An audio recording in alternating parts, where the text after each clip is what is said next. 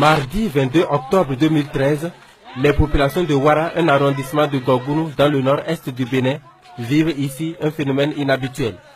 Dame Bignon, portée disparue plusieurs semaines plus tôt, est repêchée par les adeptes du culte Sambani au fond de ses eaux.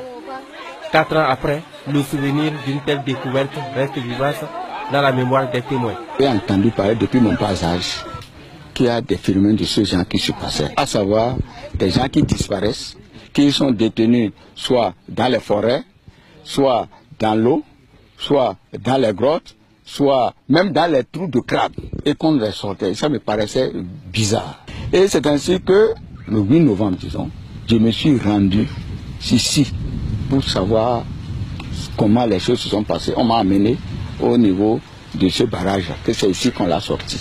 On est passé là où se trouve le grand arbre, là, et c'est là finalement, au bout, là-bas, au fond, là où vous voyez les deux arbres, c'est là qu'on l'a maîtrisé pour pouvoir la faire sortir.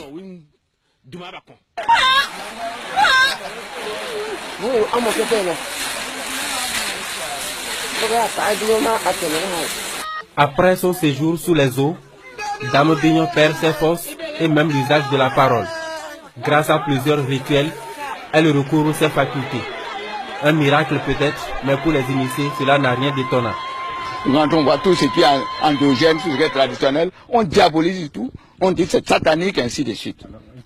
Est-ce que c'est une mauvaise chose de récupérer une dame? Elle est mère de 7 enfants. Est-ce que c'est une mauvaise chose de la récupérer?